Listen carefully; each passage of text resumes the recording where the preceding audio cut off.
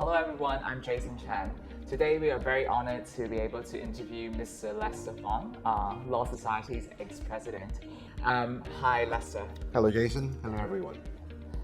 We'll start with this question. So, what motivated you to join the Council of the Law Society and later take up the top leadership role as the president? Well, I'm in fact the third person from PC Woon to take up the presidency of the Law Society of Hong Kong. There were other council members as well. PC Woo's ethos is wanting to give back to the community, wanting to serve the profession. And so, PC Woo himself was very public spirited, and that ethos actually persists until today. So when the time was right, I was practically told to go into the committees of the Law Society, and over time I just worked my way up and took more interest in different aspects of the Law Society's work. Understood. Did you enjoy the time as a president? Absolutely, absolutely. I mean, it was first of all, from the firm's perspective, they were totally supportive, and I served without detriment to my own position in the office. And so I thank my partners for their generosity. On the other hand, at the Law Society, in the Secretariat, it's always a very good team supporting me. And that's not to mention, of course, the council members. The council members and the many, many committee members who put in their time and effort. And so it was a pleasure leading a team of very, very dedicated people. Understood. So when you first, during your first term of as president, the Law Society celebrated its 100th anniversary. So that was a big milestone, obviously. So were there any kind of special moments or kind of special feelings about this milestone? Well, I think that the main event that we had was, in fact, to host an international law conference in Hong Kong. So Law Asia was invited in 2007, and I don't remember if it was 2008 or 2009, the Commonwealth Law Association also had a conference in Hong Kong. So both of these were around our centenary. But accompanying the Law Asia conference in 2007 was a Chief Justices conference. So we had many Chief Justices come from all around the world. If I don't remember incorrectly, there must be over 35 from different jurisdictions. So Chief Justice Andrew Lee was hosting them, and because they were in Hong Kong, they could join in our celebration as well. So that was a remarkable event. But I can't let this go without mentioning that beautiful publication put together by Roderick Wu on the history of the Law Society. I think that was a very well put together book. I hope that we recorded more fond memories than raised controversy. But the legal profession is always got we're looking for controversies in the right way. Right? Let me have a look at the book then afterwards.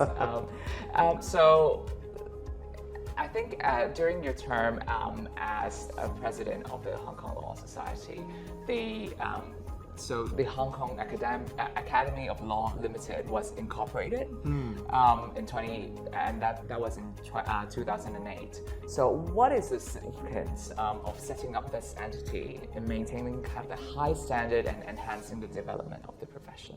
Well, okay. You may also note that I actually initiated CPD RME scheme. And I think it's part and parcel of this whole thing. But coming first to CPD,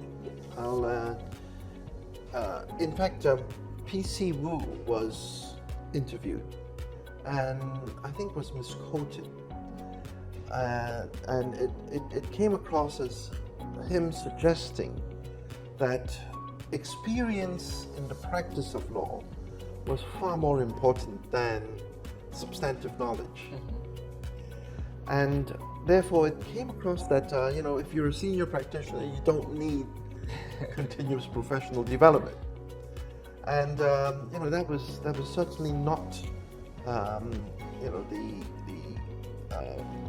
current thinking at PC Wu & Co. And so one of the reasons I was asked to join the Legal Education Committee was to actually try to demonstrate that we are serious about education and to perhaps correct any misconception there may have been. And when I delved into this, among other things, we looked at continuous training for lawyers. Any lawyer that is in serious practice will tell you that he or she does some form of CPD. And that's irrespective of whether there's the scheme. However, there are some who really just pay lip service to this. And they may claim that they are doing certain things to keep up with the law and so on. But the Legal Education Committee, in fact, felt that it should be something which is properly structured. And so a study was done. And I remember there was Mrs. Margaret Hill in the days as Director of Standards and Development, who helped me in formulating this proposal for a mandatory CPD scheme. Now, among the professional bodies in Hong Kong, there were no other bodies which had a mandatory scheme. The medical profession had a scheme running, but it was not really backed up by legislation as much as by practice. And our proposal was that this should actually go into subsidiary legislation as a statutory scheme, right? And so it took a little bit of convincing, I must say, because many were concerned about the cost, time, the lack of flexibility. I learned, but not in this way, and I like to do it this way and that way, and so on. So we had to strike a scheme that's pretty flexible, and we also looked at the need for risk management education, and so both schemes actually were started together, and I'm very delighted that the council supported the proposal, which runs essentially in about the same form as when we first started. There have been tweaks here and there, but generally the requirement for 15 points and the more or less honor-based system is still in place. Yeah, I personally benefited a lot from the CPD and RME scheme, so thank you. Thank you, Lester. Well, but coming to the Academy of Law, I always looked at this as an extension. We were fortunate at the Law Society because we had purchased our own premises. And so by the time I was president, we were accumulating a pretty substantial reserve. And we were always looking for a way to return a benefit to members in a proper way. Some other professional bodies have actually returned cash to their members. I don't think that is a proper way. And so I thought that perhaps providing CPD would be a way. And so the Academy of Law was set up as the vehicle to offer this CPD on a crusher basis. Right? So anyone in the profession, and even those outside of the profession who were interested in legal topics, could in fact come to the Academy, attend courses for free. And that's one major vision I had for the Academy of Law, which I think is more or less still running today. That's right. But the other thing, of course, is the Law Society looks at new entrants to the profession as being very, very important. I've spent nearly all my time before working on council on the Legal Education Committee, and so I've got particular views about how students should be trained and prepared for the legal profession. And in that sense, the Academy of Law could also play a role. And this is a little more controversial, but the three universities that offer the PCLL, in fact, have all the students that are coming through that want to be lawyers in the program. And in a sense, the professional body, the Law Society itself, has no vehicle to offer those who may want to come through the route.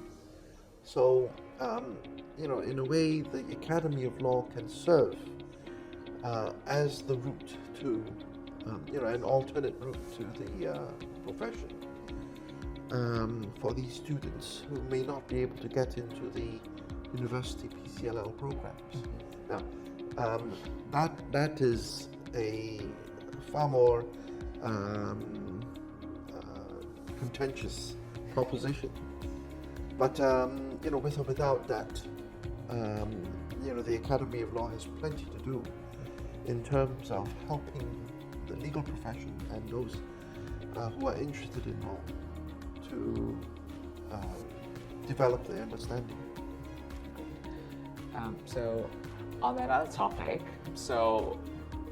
during your second term as president, the global economy was hit very hard by the financial tsunami.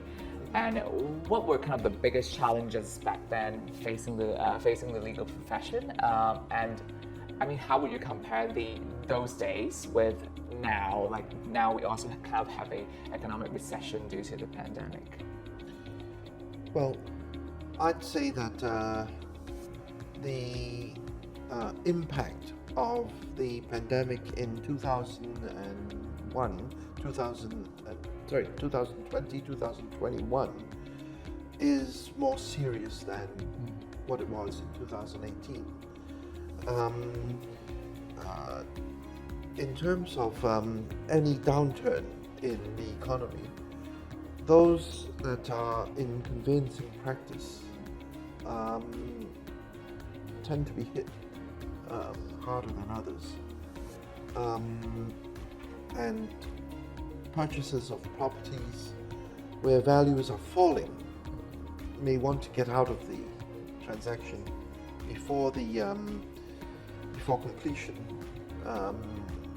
in the notion that what they've bought is now less value than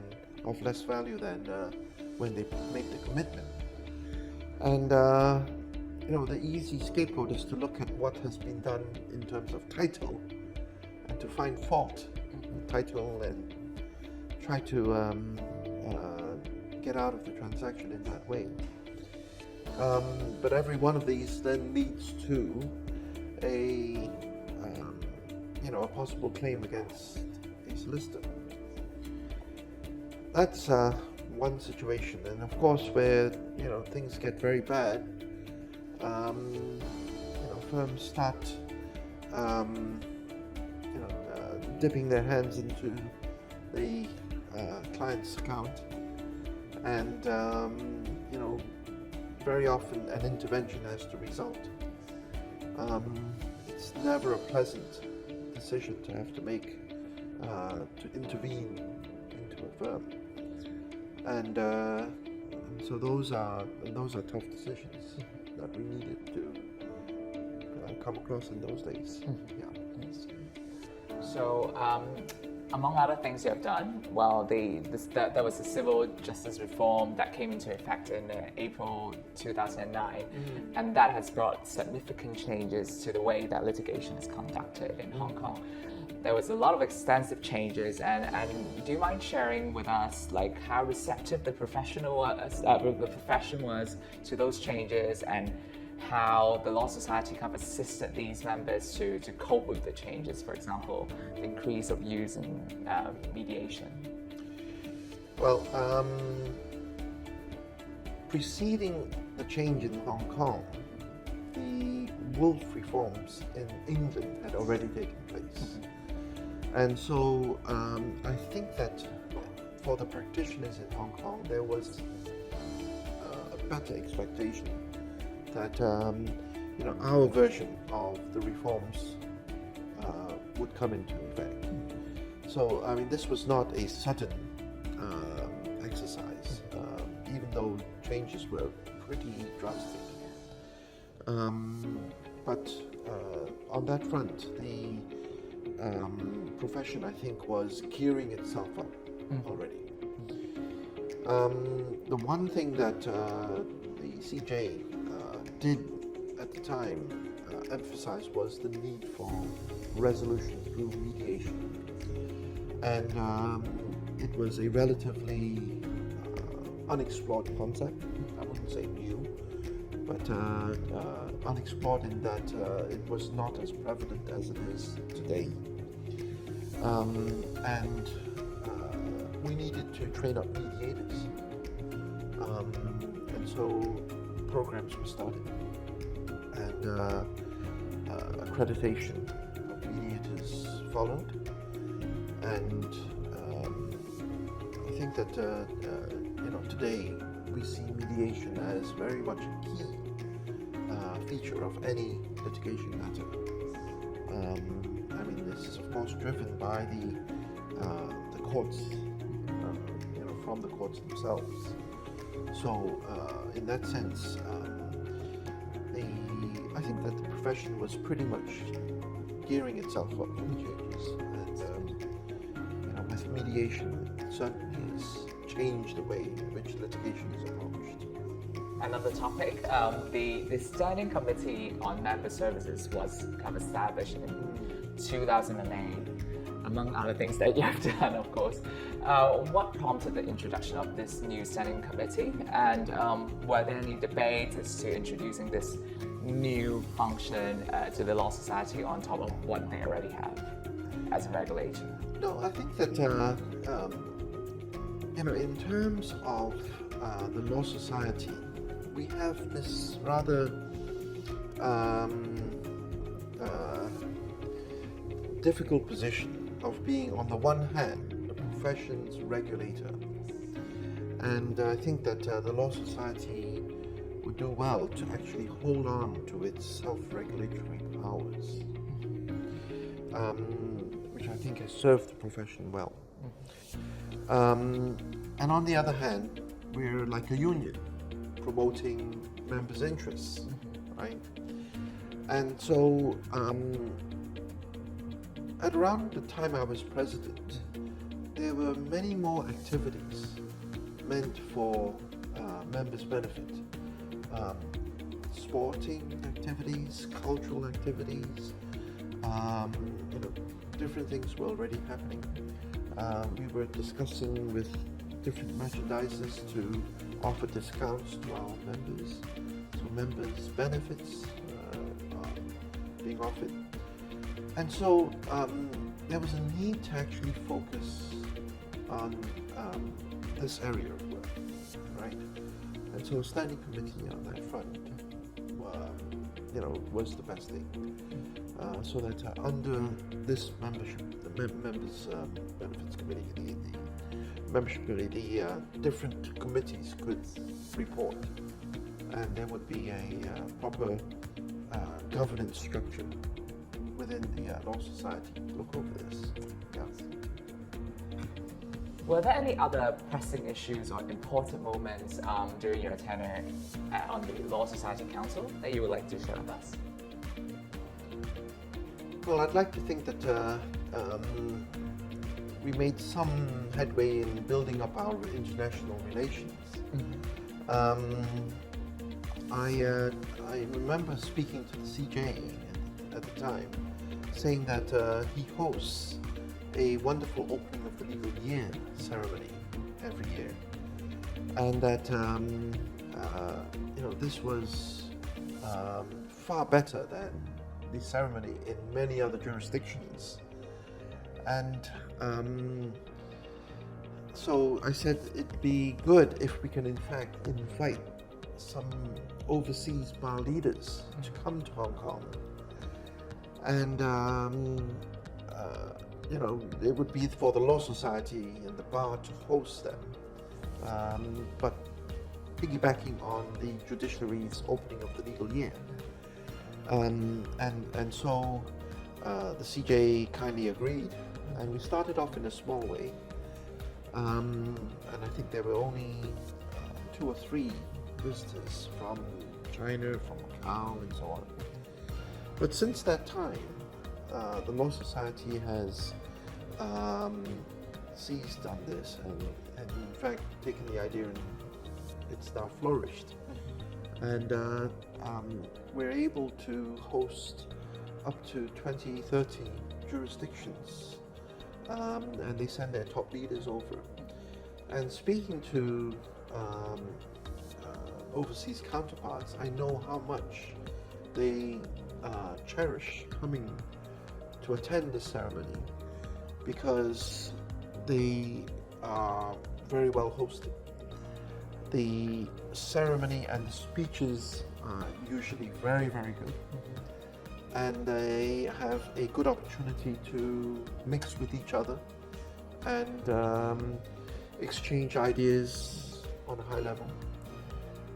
Usually we have one day where they would also sit around a round table and engage in discussions of then current issues.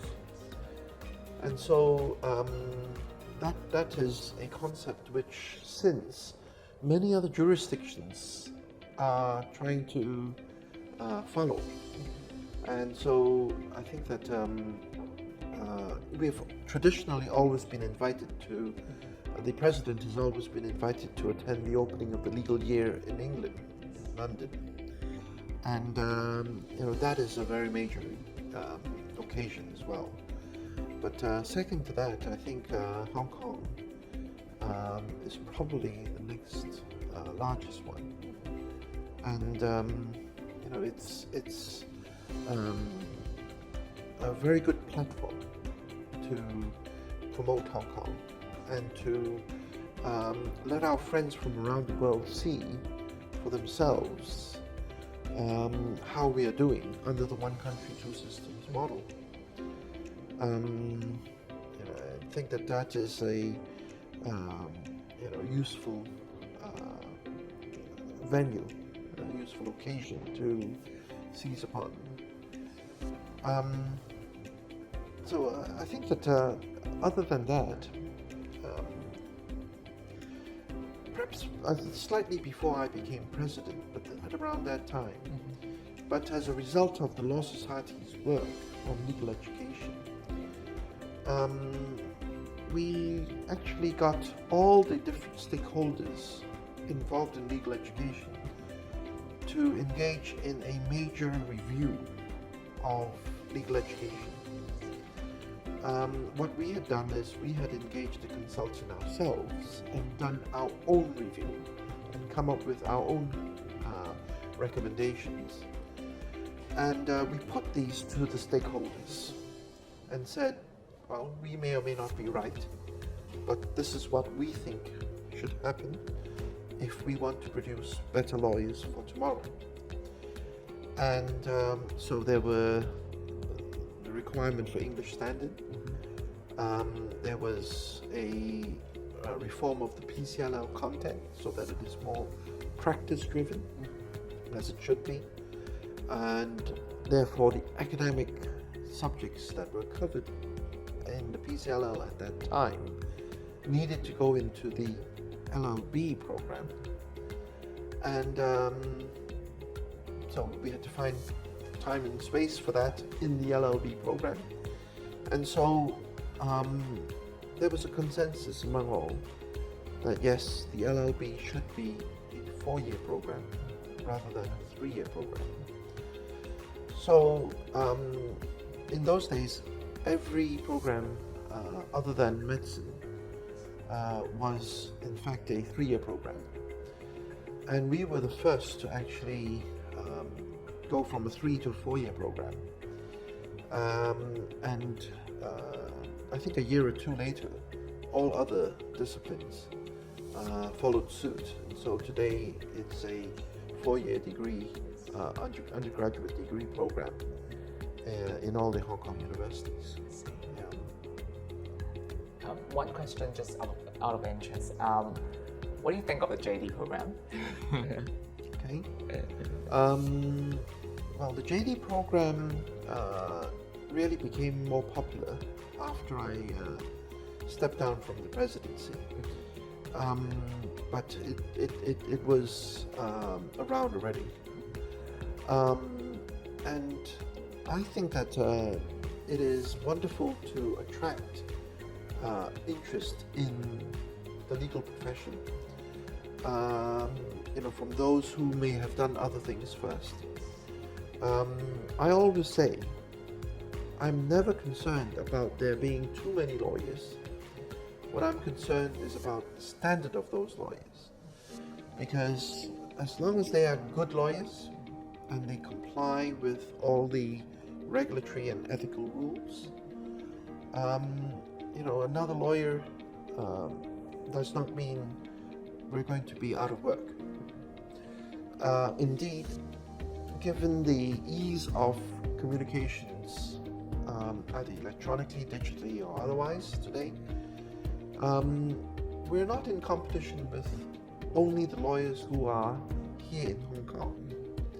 We are also in competition with our counterparts from everywhere in the world, right?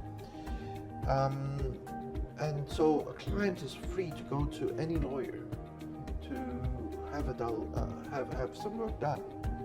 Now, they may or may not be able to sign off on Hong Kong law, but commercial transactions are not only done on Hong Kong law. Hong Kong is an international financial center, and so we can expect to have different jurisdictions involved in our legal work. And so the true competition is from those who actually are able to compete globally. And Hong Kong has an interesting facet in that we have a sizable number of the top 100 firms in the world. Yet, on the other hand, if I'm not incorrect, I think over 80% of our firms are very, very small, right? Under 5 practitioners. And so, there's a huge mix in there, right? I think that in terms of the competition that students face, the only way they can really compete is to make themselves excellent the area of work they choose to work in. What do you consider the biggest achievement or regret or concern with respect to the legal profession so far? Difficult question. Biggest regret? Well, I'd like to think I have done some things to, improve the legal profession and the law society. I really haven't left office with too many regrets. But I know that like other bodies, the law society is now taking on or being seen to be taking on many more political issues, or looking at things in a political light. That has never been the proper role of the law society. I think that it's important for the law society to remain politically neutral or oblivious, and that among all the thousands and thousands of members, there cannot be one political view, and there's no one who is right or wrong in this. I mean, it's a personal matter, and the law society's proper role is to assist the community in better understanding law, and when improper attacks on the independence of the judiciary or on the rule of law are made, to stand up for defending those important values that we all cherish. Some people may suggest that the law society is not as strong as it should be in that defense, but I would disagree. In fact, I feel that the law society's voice is heard, and at least in my time, I worked very closely with my counterpart at the bar, Rimsky-Yun, and we started issuing joint statements, because speaking as one voice of the legal profession would be a stronger representation on different issues. And I must say that it's worked in the past, and I think that the law society should continue to endeavor to work closely with the bar as a counterpart and partner, when the right issues come by. Okay, so what were your biggest challenges in leading this professional group, and what were the rewards? Challenges. I felt that the presidency is a job which is really very big one.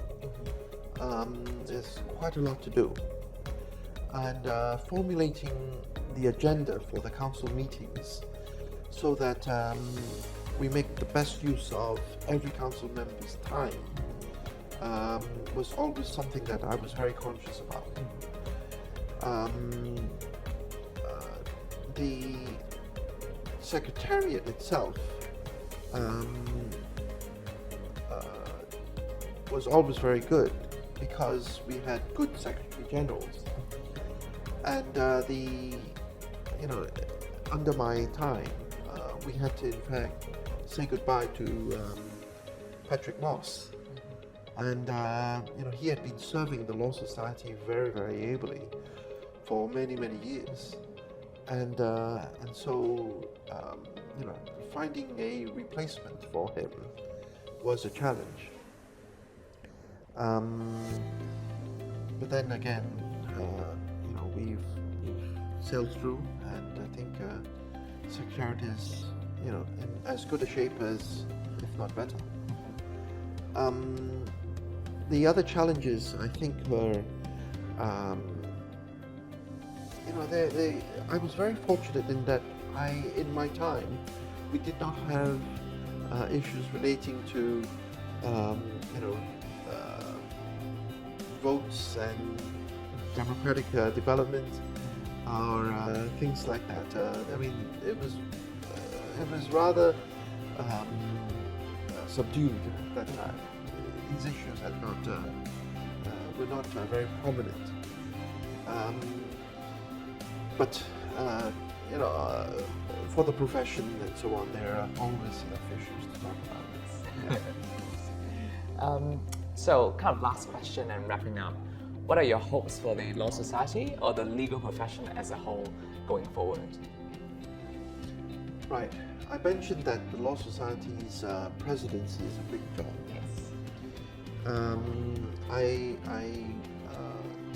You know, take my hat off to those particularly who are from smaller firms who are ready and willing not just to serve on council, which is in itself a demanding task, but to take on the presidency. And you know, there are other jurisdictions where the president is in fact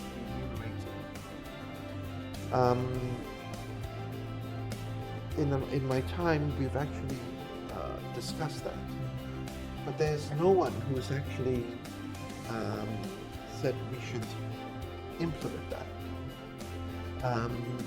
To encourage better leadership, to encourage those who are interested but may not otherwise be able to. If the president could be, or the president's firm could be remunerated in some way, I think that it would be better. You know, I leave that as a suggestion for consideration. Yes. But otherwise, I think that the point I mentioned about maintaining the Law Society as the self-regulating professional body for solicitors, I think is so very important. I would hate to see that we lose that independence and that autonomy for whatever reason. And I think that we are much more highly respected around the world because of that autonomy that we have. And so that's something I really hope that we will cherish and hold on to. Thank you, Lester, for sharing your stories and experience. I've personally learned a lot. And as a token of thanks, we would like to give you these little bears. Thank you. We have 2 additional solicitors in the office now. Not yet qualified, but they're in their robes. They're in their robes, yes, that's right. Very nice. Thank you so much. Thank you for your time. Thank you. Thank you. Thank you.